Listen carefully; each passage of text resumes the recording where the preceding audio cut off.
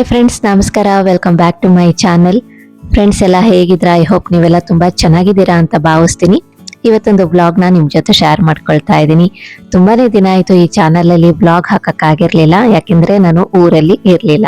ಇದು ಶುಕ್ರವಾರದ ವಿಡಿಯೋ ಆಗಿರುತ್ತೆ. ಸಂಜೆ 7:30 ಆಗಿತ್ತು. ಸಡನ್ ಆಗಿ ಬೆಂಗಳೂರಿಗೆ ಹೊರಟಿದೀವಿ. ತುಂಬಾ ದಿನದಿಂದ ಅನ್ಕೊಳ್ತಾ ಇದ್ವಿ ಬೆಂಗಳೂರಿಗೆ ಹೋಗ್ಬೇಕು ಅಂತ, ಆದ್ರೆ ಹೋಗಕ್ ಆಗಿರ್ಲಿಲ್ಲ. ಜನವರಿಲೇ ನಾವು ಬೆಂಗಳೂರಿಗೆ ಹೋಗಿದ್ದು, ಇವಾಗ ಮತ್ತೆ ಹೋಗ್ತಾ ಇದ್ವಿ. ಈ ವಿಡಿಯೋಲಿ ನಾವು ಬೆಂಗಳೂರಲ್ಲಿ ಎಲ್ಲೆಲ್ಗೆ ಹೋಗಿದ್ವಿ ಅಂತ ಕೂಡ ಶೇರ್ ಮಾಡ್ಕೊಳ್ತೀನಿ. ಅದಕ್ಕೂ ಮುಂಚೆ ಚಾನಲ್ಗೆ ಹೊಸಬ್ರಾದ್ರೆ ಸಬ್ಸ್ಕ್ರೈಬ್ ಮಾಡ್ಕೊಳ್ಳಿ, ಹಾಗೆ ಪಕ್ಕದಲ್ಲೇ ಇರುವಂಥ ಬೆಲ್ಲೈಕಾನ್ ಮರಿದಲ್ಲೇ ಕ್ಲಿಕ್ ಮಾಡಿ. ಇದರಿಂದ ಹೊಸ ಹೊಸ ವಿಡಿಯೋಸ್ ಬಂದರೆ ನಿಮಗೆ ನೋಟಿಫಿಕೇಶನ್ ಬರುತ್ತೆ. ವಿಡಿಯೋ ಇಷ್ಟ ಆದಲ್ಲಿ ಲೈಕ್ ಮಾಡಿ, ಕಮೆಂಟ್ ಮಾಡಿ, ಹೆಚ್ಚು ಜನಕ್ಕೆ ವಿಡಿಯೋನ ಶೇರ್ ಮಾಡಿ. ನಾವು 7:30 ಹಂಗೆ ಏನೋ ಬಿಟ್ಟಿದ್ದು. ಬೆಂಗಳೂರಿಗೆ ರೀಚ್ ಆಗೋ ಅಷ್ಟೊತ್ತಿಗೆ ತುಂಬ ಲೇಟ್ ಆಗಿತ್ತು. ರಾತ್ರಿ 11:45 ಆಗಿತ್ತು. ಬೆಂಗಳೂರಿಗೆ ರೀಚ್ ಆಗ್ತಾ ತುಂಬಾ ಟ್ರಾಫಿಕ್ ಇತ್ತು. ಇವಾಗ ನಾನು ನಮ್ಮ ಮನೆ ಹತ್ರನೇ ಒಂದು ರಾಯರ ಮಠ ಇದೆ, ಅಲ್ಲಿಗೆ ನಾನು ಬಂದಿದ್ದೀನಿ. ಇದು ಚಾಮರಾಜಪೇಟೆಯಲ್ಲಿ ಇರುವಂತಹ ರಾಯರ ಮಠ. ನೀವು ನೋಡಿರ್ಲೂಬಹುದು. ಶ್ರೀಪಾದರಾಜ ಇದು ತುಂಬಾನೇ ಚೆನ್ನಾಗಿದೆ. ನಾವಂತೂ ಇಲ್ಲಿಗೆ ಯಾವಾಗಲೂ ಹೋಗ್ತಾ ಇರ್ತೀವಿ. ಅಂದರೆ ಫಸ್ಟು ನನ್ನ ಹಸ್ಬೆಂಡ್ ಜೊತೆ ಬಂದಿದ್ದೆ, ಆಮೇಲೆ ನಮ್ಮ ಅಕ್ಕ ಕರ್ಕೊಂಬರಕ್ಕೆ ಶುರು ಮಾಡಿದ್ರು. ಮನೆಗೂ ಹತ್ರ ಆಗುತ್ತೆ. ಆಮೇಲೆ ನಾನು ಪ್ರತಿ ಗುರುವಾರ ಅಕ್ಕನ ಜೊತೆ ಈ ಮಠಕ್ಕೆ ಬರೋಕ್ಕೆ ಶುರು ಮಾಡಿದೆ. ನನಗೆ ನಿಜಕ್ಕೂ ತುಂಬಾ ಒಳ್ಳೆಯದಾಯಿತು. ಅಂದರೆ ಬೆಂಗಳೂರಲ್ಲಿ ಇದ್ನಲ್ಲ, ಆವಾಗ ವಿಡಿಯೋ ಶೂಟು ಒಳಗಡೆ ಎಲ್ಲ ಮುಗಿಸ್ಕೊಂಡು ಹೊರಗಡೆ ಬಂದೆ. 2 ಹಸುಗಳು ಕೂಡ ಇತ್ತು. ನಾನು ಮಠಕ್ಕೆ ಹೋದಾಗ, ಮೈಸೂರಲ್ಲಿ ವಿಡಿಯೋ ಶೂಟ್ಗೆ ಹೋದಾಗಲೂ ಅಷ್ಟೇ ಹಸು ಬಂದಿತ್ತು. ಇಲ್ಲೂ ಕೂಡ ಹಸು ಬಂದು ನಿಂತಿತ್ತು. ಕಾಮಧೇನು ಅಲ್ವಾ, ಹಾಗಾಗಿ ಅದನ್ನು ಮುಟ್ಟಿ ನಮಸ್ಕಾರ ಕೂಡ ಮಾಡಿಕೊಂಡೆ. ಆಮೇಲೆ ಮತ್ತೆ ಹೊರಗಡೆದೆಲ್ಲ ವಿಡಿಯೋ ಶೂಟ್ ಮಾಡಿಕೊಂಡೆ. ಅಕ್ಷಯ ತೃತೀಯದ ಪ್ರಯುಕ್ತ ನಾನು ವಿಡಿಯೋ ಶೂಟ್ಗೆ ಬಂದಿದ್ದೆ. ಹಾಗೆಯೇ ಇಲ್ಲಿ ಬಂದು ಡೀಟೇಲ್ ಆಗಿ ವಿಡಿಯೋ ಮಾಡಿ ಅದನ್ನು ಕ್ರಿಯೇಷನ್ಸ್ ಬೈ ಪೂರ್ವಿ ಯೂಟ್ಯೂಬ್ ಚಾನಲಲ್ಲಿ ವಿಡಿಯೋ ಅಪ್ಲೋಡ್ ಮಾಡಿದ್ದೀನಿ. ನೀವು ಕೂಡ ಮಿಸ್ ಮಾಡ್ದಲೆ ವಿಡಿಯೋನ ನೋಡಿ. ಇದರ ಒಂದು ವಿಡಿಯೋ ಲಿಂಕನ್ನು ಕೂಡ ನಾನು ಡಿಸ್ಕ್ರಿಪ್ಷನ್ ಬಾಕ್ಸಲ್ಲಿ ಕೊಟ್ಟಿರ್ತೀನಿ. ನೀವು ಆ ಲಿಂಕನ್ನು ಕ್ಲಿಕ್ ಮಾಡಿದ್ರೆ ಈ ಮಠದ ವಿಡಿಯೋನ ನೋಡ್ಬೋದು. ತುಂಬಾ ಸುಂದರವಾದಂತಹ ಮಠ, ತುಂಬ ಹಳೆಯ ಮಠ ಅಂತಲೇ ಹೇಳ್ಬೋದು. ಈ ಮಠಕ್ಕೆ ಬರೋಕ್ಕೆ ಶುರು ಮಾಡಿದಾಗಿಂದ ನನಗೆ ತುಂಬಾ ಒಳ್ಳೆಯದಾಗಿದೆ. ಅಂದರೆ ನಾನು ಬೆಂಗಳೂರಲ್ಲಿ ಇದ್ದಾಗ ಪ್ರತಿ ಗುರುವಾರ ಅಕ್ಕನ ಜೊತೆ ಈ ಮಠಕ್ಕೆ ಬರ್ತಾ ಇದ್ದೆ. ಇಲ್ಲಿ ಗಣಪತಿ ಮತ್ತು ಸುಬ್ರಹ್ಮಣ್ಯ ಸ್ವಾಮಿಯ ಸನ್ನಿಧಾನ ಕೂಡ ಇದೆ. ಅಲ್ಲಿ ದರ್ಶನ ಮಾಡಿಕೊಂಡು ಒಳಗಡೆ ಬಂದರೆ ನಿಮಗೆ ಎದುರಿಗೆ ಶ್ರೀ ಕಲ್ಯಾಣ ಶ್ರೀನಿವಾಸ ಸನ್ನಿಧಿ ಕೂಡ ಸಿಕ್ಕುತ್ತೆ. ಅವತ್ತು ಅಕ್ಷಯ ತೃತೀಯ ಇತ್ತಲ್ಲ, ಹಾಗಾಗಿ ಗಂಧಲೇಪನವನ್ನು ಕೂಡ ಮಾಡಿದ್ರು. ಅದು ಹೇಗಿತ್ತು ಅಂತ ಇವಾಗ ಶೇರ್ ಮಾಡ್ಕೊಳ್ತಾ ಇದ್ದೀನಿ. ವಿಡಿಯೋ ಅಪ್ಲೋಡ್ ಮಾಡೋದು ಲೇಟ್ ಆಯಿತು. ಅಂದರೆ ಅಕ್ಷಯ ತೃತೀಯದ ದಿನನೇ ನಾನು ಕ್ರಿಯೇಷನ್ಸ್ ಬೈ ಪೂರ್ವಿ ಯೂಟ್ಯೂಬ್ ಚಾನಲಲ್ಲಿ ವಿಡಿಯೋ ಅಪ್ಲೋಡ್ ಮಾಡಿದ್ದೆ. ನನ್ನ ಈ ಒಂದು ವ್ಲಾಗ್ ಚಾನಲಲ್ಲಿ ಇವತ್ತು ನಾನು ವಿಡಿಯೋ ಅಪ್ಲೋಡ್ ಮಾಡ್ತಾ ಇದ್ದೀನಿ. ಮಠ ಹೇಗಿದೆ ಅಂತ ಒಂದು ವ್ಯೂ ಕೂಡ ಇಲ್ಲೇ ತೋರಿಸ್ತಾ ಇದ್ದೀನಿ ನೋಡಿ. ಬಲಭಾಗದಲ್ಲಿ ಇಲ್ಲಿ ನವಗ್ರಹ ಕೂಡ ಇದೆ. ತುಂಬಾನೇ ಚೆನ್ನಾಗಿದೆ ಮಠ. ಹಾಗೆಯೇ ಅವತ್ತು ಯಾರೋ ಪೂಜೆ ಕೂಡ ಮಾಡಿಸಿದ್ರು, ಅಕ್ಷಯ ತೃತೀಯ ಇತ್ತಲ್ಲ, ಹಾಗಾಗಿ. ಇವಾಗ ನಾನು ನಿಮಗೆ ಮಠ ಹೇಗಿದೆ ಅಂತ ತೋರಿಸ್ತಾ ಇದ್ದೀನಿ. ನಿಜಕ್ಕೂ ಈ ಮಠಕ್ಕೆ ಬಂದರೆ ನಿಮಗೆ ಮಂತ್ರಾಲಯಕ್ಕೆ ಹೋದ ಅನುಭವ ಖಂಡಿತವಾಗ್ಲೂ ಆಗುತ್ತೆ. ಯಾಕೆಂದರೆ ಬೃಂದಾವನದ ಮುಂಭಾಗದಲ್ಲಿ ಇಲ್ಲಿ ಮುಖ್ಯ ಪ್ರಾಣ ದೇವರ ಸನ್ನಿಧಾನ ಇದೆ. ತುಂಬಾ ವಿಶೇಷವಾದಂತಹ ಮಠ. ಹಾಗೇನೆ ಇಲ್ಲಿ ವಿಡಿಯೋ ಶೂಟ್ ಮಾಡಿದಾಗ ಆಚಾರ್ಯರು ಕೂಡ ಒಂದಷ್ಟು ಮಾಹಿತಿನ ತಿಳಿಸಿಕೊಟ್ರು. ಅದನ್ನ ಕೂಡ ನಾನು ಶೇರ್ ಮಾಡ್ಕೊಳ್ತೀನಿ. ಅಕ್ಷಯ ತೃತೀಯದ ಪ್ರಯುಕ್ತ ಮಠದಲ್ಲಿ ಗಂಧಲೇಪನವನ್ನ ಮಾಡಿದ್ದಾರೆ. ಅಂದ್ರೆ ಇವಾಗ ಕಲ್ಯಾಣ ಶ್ರೀನಿವಾಸ ದೇವರಿಗಾಗಿರ್ಬೋದು, ಹಾಗೇನೆ ಮುಖ್ಯ ಪ್ರಾಣ ದೇವರಿಗೂ ಕೂಡ ಗಂಧಲೇಪನವನ್ನ ಮಾಡಿರುವಂಥದ್ದು. ಇವಾಗ ಬೃಂದಾವನಕ್ಕೆ ಮಾಡಿರುವಂತಹ ಗಂಧಲೇಪನ ಹೇಗಿದೆ ಅಂತ ನಿಮ್ಗೂ ಕೂಡ ದರ್ಶನ ಮಾಡಿಸ್ತಾ ಇದ್ದೀನಿ. ತುಂಬಾನೇ ಸುಂದರವಾಗಿ ಕಾಣ್ತಾ ಇತ್ತು ಬೃಂದಾವನ. ನೋಡಿ, ನಿಮ್ಗೂ ದರ್ಶನ ಮಾಡಿಸ್ತಾ ಇದ್ದೀನಿ.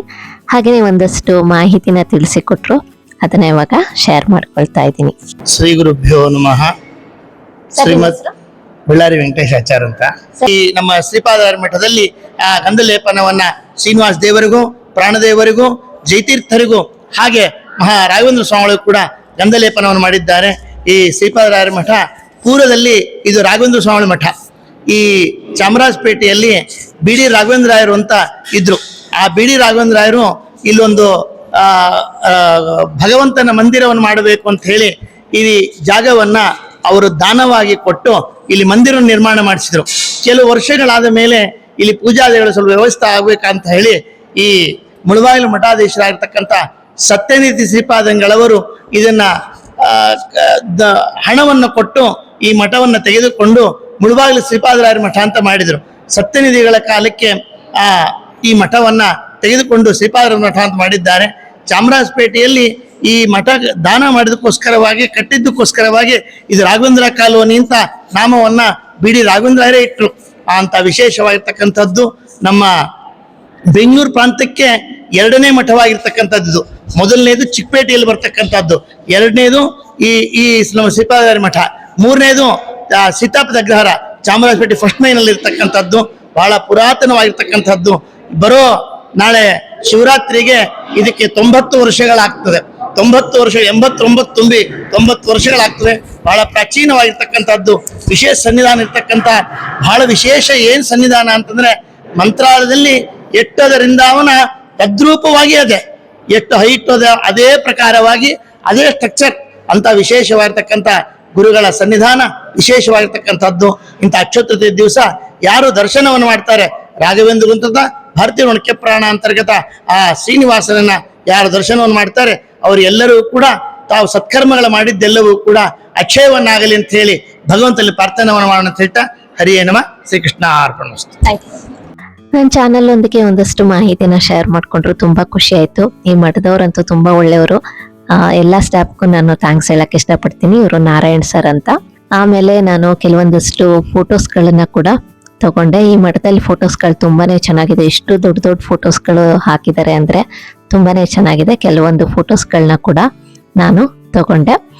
ಹಾಗೆ ಇಲ್ಲಿಗೆ ಬಂದ್ರೆ ಮಂತ್ರಾಲಯಕ್ಕೆ ಹೋದ ಅನುಭವ ಆಗುತ್ತೆ ಅಂತ ಹೇಳ್ದೆ. ಹಾಗೇನೆ ನೀವು ಗಮನಿಸಿರ್ಬೋದು, ಮೊದಲು ಮಂತ್ರಾಲಯದಲ್ಲಿ ಕೂಡ ಈ ರೀತಿ ಫೋಟೋಸ್ಗಳೆಲ್ಲ ಹಾಕಿದ್ರು, ಅಂದ್ರೆ ರಾಯರ ಜೀವನ ಚರಿತ್ರೆಯನ್ನ ಹಾಕಿದ್ರು. ಅದೇ ಫೋಟೋಸ್ಗಳು ಇಲ್ಲೂ ಕೂಡ ಇದೆ.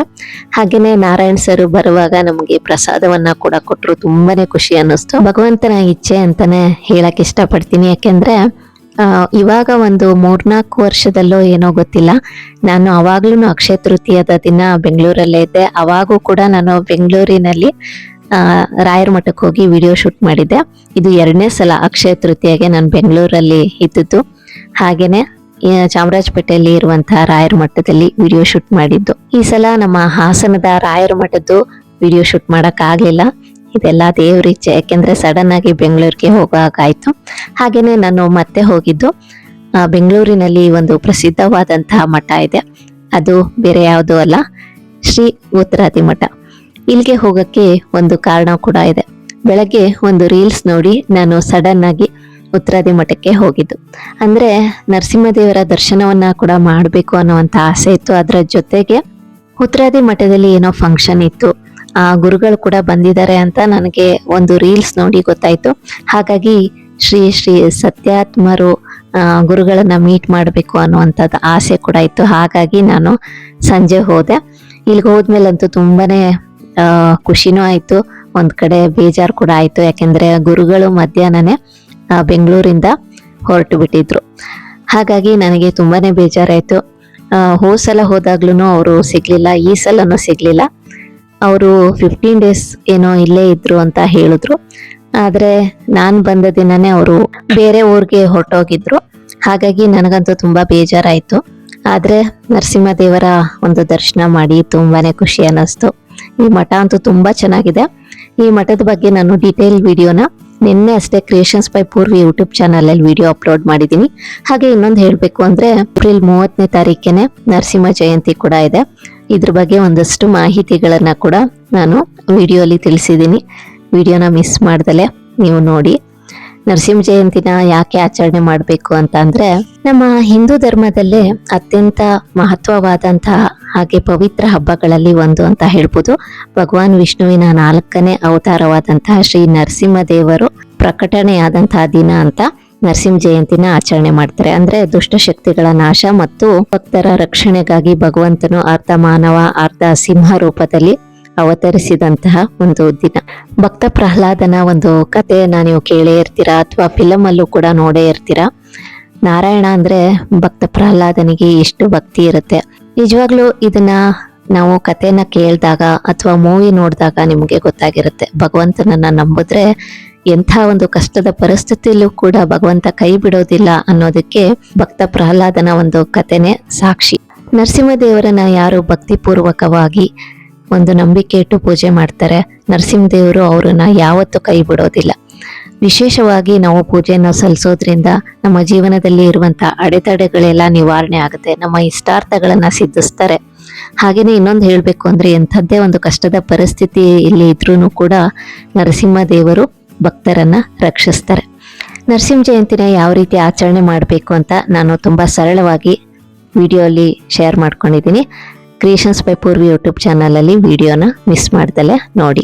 ವಿಡಿಯೋ ಶೂಟ್ ಎಲ್ಲ ಮುಗಿಸ್ಕೊಂಡು ಸ್ವಲ್ಪ ಹೊತ್ತು ಅಲ್ಲೇ ಇದ್ದು ನಾವು ಮತ್ತೆ ಮನೆಗೆ ಬಂದ್ವಿ. ಹಾಗೆ ಇವಾಗ ನೆಕ್ಸ್ಟ್ ಡೇದು ವಿಡಿಯೋ ಶೇರ್ ಮಾಡ್ಕೊಳ್ತಾ ಇದ್ದೀನಿ. ನಮ್ಮ ಬೆಂಗಳೂರಲ್ಲಿ ನಮ್ಮ ಭಾವನ ಮನೆ ಇದೆ, ಅಲ್ಲಿ ಡೋರ್ ಪಕ್ಕನೆ ಒಂದು ಪಾಟ್ ಇಟ್ಟಿದ್ದಾರೆ.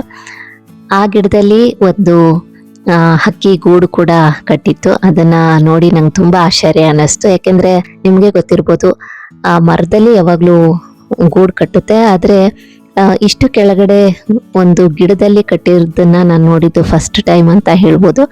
ಇಷ್ಟು ಕೆಳಗಡೆ ಅದು ಪಾಟ್ ಅಲ್ಲಿ ಇರುವಂತಹ ಗಿಡದಲ್ಲಿ ಗೂಡು ಕಟ್ಟಿರೋದನ್ನ ನೋಡಿದ್ದು ಫಸ್ಟ್ ಟೈಮ್.